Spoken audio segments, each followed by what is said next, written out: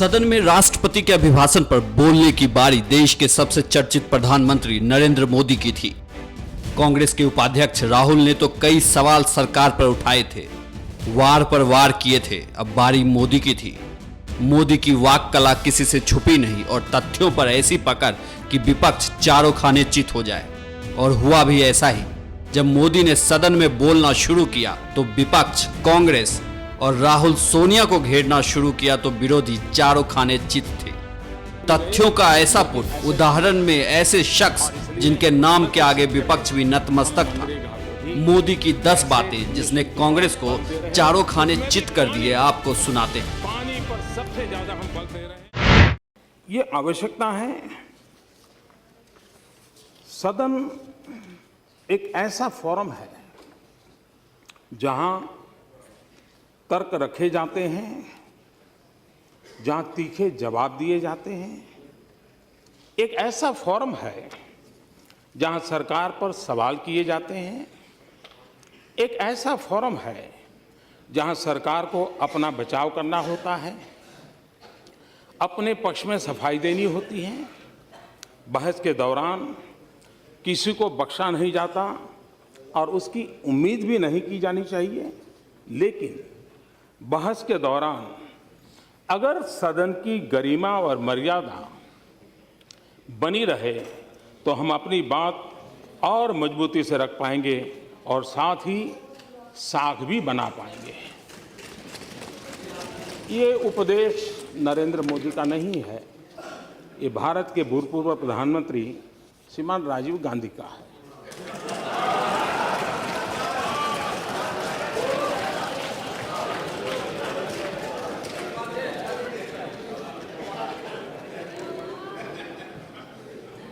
राष्ट्रपति जी की बात इसलिए महत्वपूर्ण है क्योंकि उन्होंने लंबे अरसे तक इस प्रक्रिया में भी अपने जीवन के महत्वपूर्ण वर्ष बिताए हैं और उन लोगों के साथ बिताए हैं कि जिनसे ज्यादा अपेक्षा बहुत स्वाभाविक है। मैं एक और बात कहना चाहता हूं। मैं इस सदन में मौजूद सभी दलों को अहम बिल पास कराने में मदद का न्योता देता हूं। और जब मैं इस सदन कहता हूं मतलब दोनों सदन। ये बिल लोगों के लिए है। ये बिल इसलिए जरूरी है ताकि सिस्टम से दलालों को खत्म किया जा सके। ये बिल इसलिए है ताकि जमीनी स्तर पर जिम्मेदारियां बांटी जा सके। ये बिल इसलिए है ताकि प्रशासन को जवाबदेह बनाया जा सके। ये बिल इसलिए है ताकि योजनाओं में आम जनता की भूमिका बढ़ाई जा सके, सामाजिक न्याय में, विकास में उनकी भागीदारी बढ़ाई जा सके। ये बिल इस लोकतंत्र की बुनियाद को मदद करने के लिए है। ये भी नरेंद्र मोदी नहीं कह रहा, ये भी हमारे भूतपूर्व प्रधानमंत्री श्रीमान राजीव गांधी ने कहा है और हमने बड़ों की बात माननी चाहिए।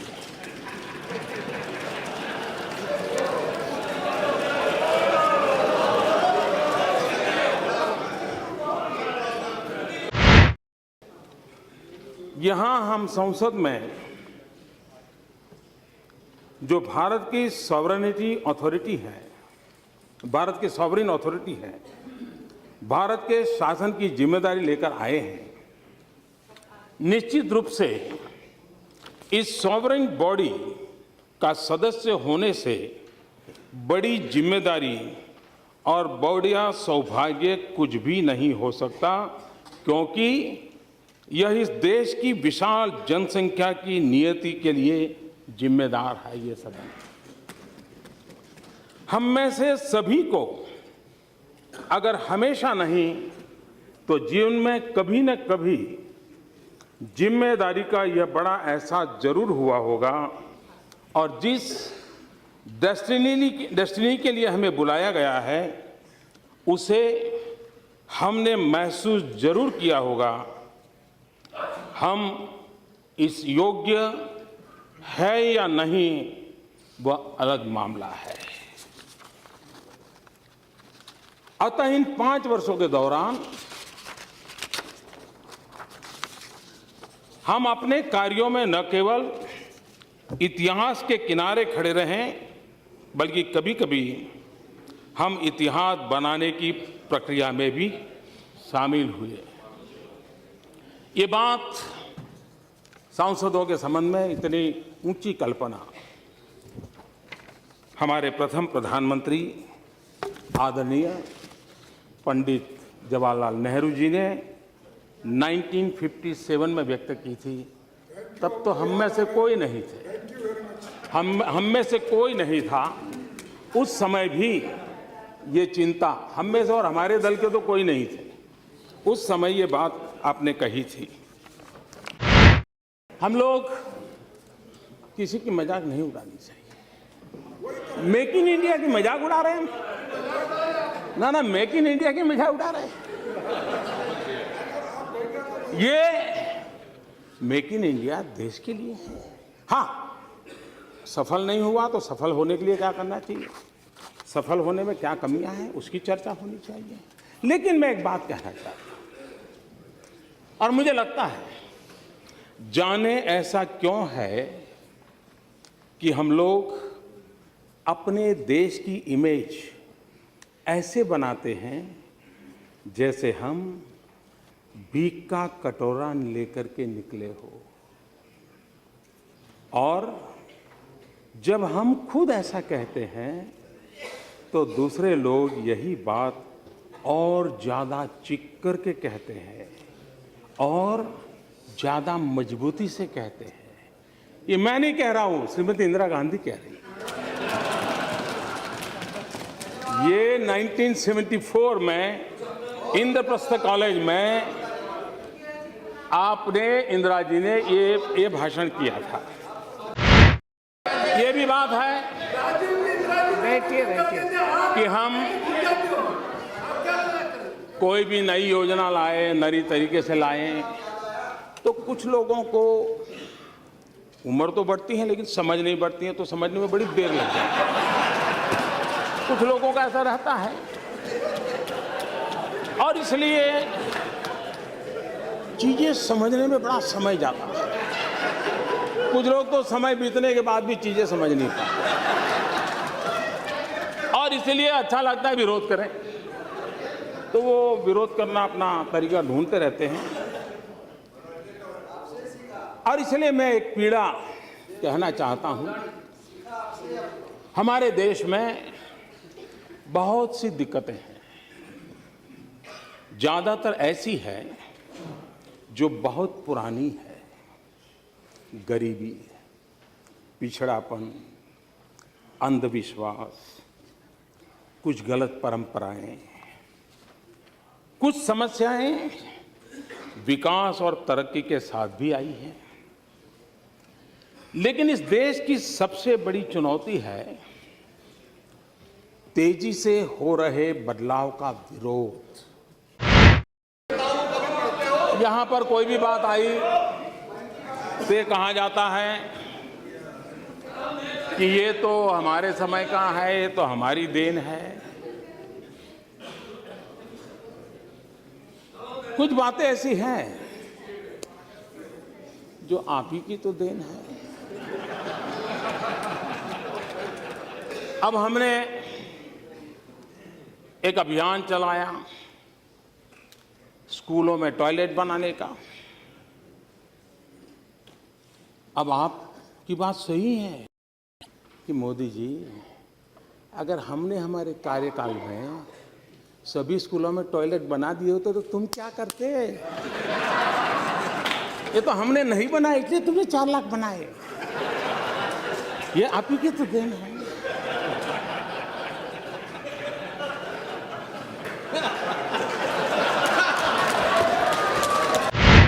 और अगर हम उन गांवों में बिजली पहुंचाए तो आप गर्व से कह सकते हो कि मोदी जी ये 18,000 हमने, हमारी तो देन है, तभी तो आप कर रहे हो। और इसलिए ये आप ही की देन है इसका मैं कोई इनकार नहीं कर सकता। 60 साल के आपके ही कारोबार का ये परिणाम है, इसका कोई इनकार नहीं कर सकता है। और इसलिए कभी कभी बड़े गर्व के साथ, अरे हमने गरीबी की जड़ें इतनी जमा दी हैं, इतनी जमा दी हैं। मोदी तुम उखड़ जाओगे लेकिन इसे उखाड़ नहीं पाओगे। ये बात सही है कि मुझे यहां आने के बाद पता चला कि इतनी जड़ें जमाई हैं आपने, इतनी जड़ें जमाई हैं आपने। और इसलिए मैंने पिछली बार भी कहा था, इस बात का कोई इनकार नहीं करेगा कि इस देश के 60 साल के कार्यकाल में अगर हम गरीबों का भला कर पाए होते तो आज मेरे देश के गरीबों को मिट्टी उठाने के लिए गड्ढा खोदने के लिए मजबूर नहीं होना पड़ा। ये हमारा सफलता का स्मारक नहीं है, ये हम सबको स्वीकार करना होगा। और इसलिए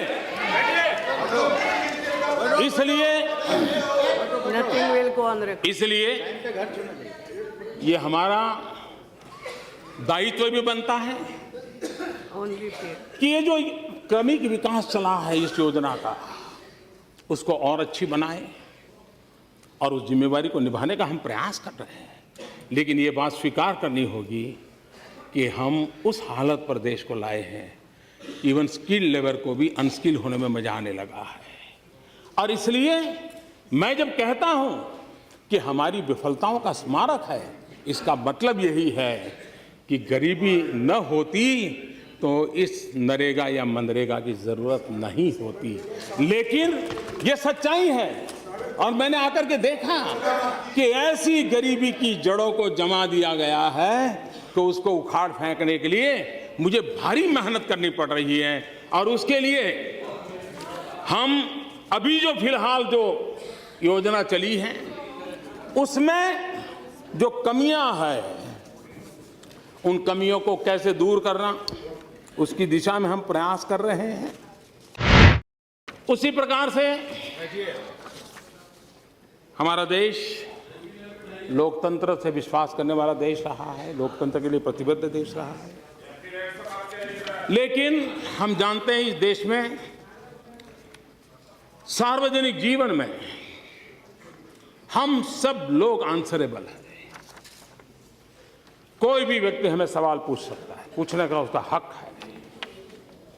लेकिन कुछ है जो जवाबदेह नहीं है, न ही कोई उनको पूछने की हिम्मत करता है, न ही उनको कुछ कहने की किसी की ताकत है। और जो करने जाते हैं उनका क्या हाल होता है वो मैंने देख चुका हूं। लेकिन मैं घटना का सिर्फ जिक्र करना चाहता हूं, अर्थ आप लोग लगाइए। रशिया के राष्ट्र प्रमुख श्रीमान खुर्शचेव जब स्टालिन की मृत्यु हो गई,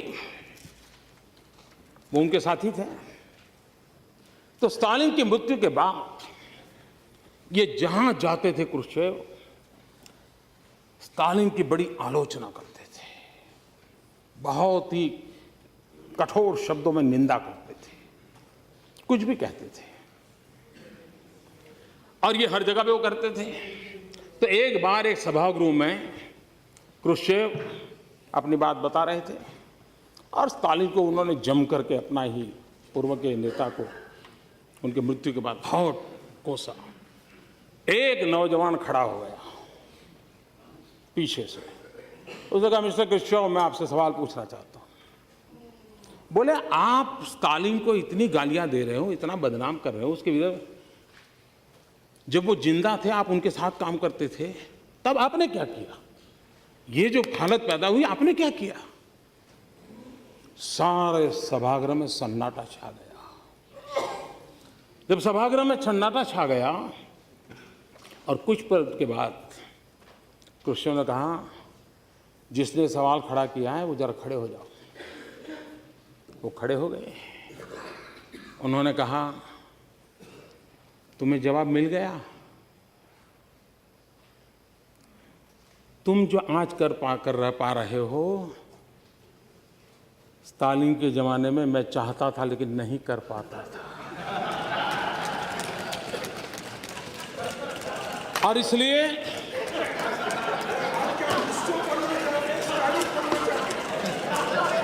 इसको समझने में देर लगेगी, लेकिन इसमें कोई बादाम काम नहीं आएगी। आपको तो शायद थोड़ा समझ आ जाएगा, औरों के लिए मैं नहीं कह सकता। हमारे यहां कभी कभी अध्यक्ष महोदय 27 सितंबर 2013 हमारे देश के सम्मानीय प्रधानमंत्री डॉक्टर मनमोहन सिंह जी अमेरिका में थे। अमेरिका के राष्ट्रपति के साथ उनका बायलैटरल टॉक होना था। देश के सम्मानीय नेता थे। हिंदुस्तान की कैबिनेट, जिसमें फारूक अब्दुल्ला साहब बैठते थे, एंटनी साहब बैठते थे, शरद पवार साहब बैठते थे, इस देश के गणमान्य वरिष्ठ अनुभवी नेता बैठते थे। उस कैबिनेट ने जो निर्णय किया, उस निर्णय को 27 सितंबर 2013 पत्रकार परिषद में फाड़ दिया गया था। ऑर्डिनेंस को फाड़ दिया गया था। अपनों से बड़ों का मान, सम्मान, आदर, मैं बहुत आदरणीय अध्यक्ष महोदया, मुलायम सिंह और हम दो छोर पे खड़े नेता हैं। मेरी एक बात को वो नहीं स्वीकार सकते, मैं उनकी एक बात को नहीं स्वीकार सकता, एक्सेप्ट लोहिया जी के विचार को, कि मैं ऐसी जगह पे पैदा हुआ हूँ, मुझे लोहिया जी पसंद आना बहुत स्वाभाविक था। लेकिन मुलायम सिंह जी ने जनता को वादे करते हुए अपना एक पर्चा निकाला हुआ था कि हम बिहार के लिए, उत्तर प्रदेश के लिए ये करेंगे, ये करेंगे। मुलायम सिंह जी हमें पसंद हो या न हो, लेकिन बहुत बड़े वरिष्ठ नेता हैं। सार्वजनिक सभा में मुलायम सिंह जी के विचारों को फाड़ दिया जाए। और फिर मुझे बार बार याद आता है, पर उपदेश कुशल बहु तेरे, जे आचार हिते नर न घनेरे। अभी हमने बजट में बहुत बड़ी अहम बात रखी है कि 2 करोड़ रुपए तक हम कुछ नहीं पूछेंगे, आप जो चाहो हम दे दो, हम ले लेंगे। विश्वास बढ़ाने का माहौल बढ़ाना है। ऐसे कोई नए सुझाव है तो आप जरूर दीजिए। मैं चाहूंगा कि सरकार आदत डाले। ये सरकार को भी कर सुधरना चाहिए, इस सरकार में भी सुधार आने चाहिए, और आपकी मदद के बिना नहीं आएंगे जी। आपकी मदद चाहिए मुझे, आप लोगों का साथ चाहिए, आपके अनुभव का मुझे लाभ चाहिए। मैं नया हूं, आप अनुभवी लोग हैं। आइए कंधे से कंधा मिलाकर के हम चलें और कुछ अच्छा काम कर करके देश के लिए दे करके जाएं। सरकारें आएगी जाएगी, लोग आएंगे जाएंगे, बिगड़ती बनती बात चलेगी। ये देश अजरा अमर है, देश रहने वाला है, और देश की पूर्ति के लिए हम लोग काम करें। इसी एक अपेक्षा के साथ फिर एक बार राष्ट्रपति जी को आदरपूर्वक मैं अभिनंदन करता हूं, उनका धन्यवाद करता हूं। बहुत बहुत धन्यवाद। Yes, now, please.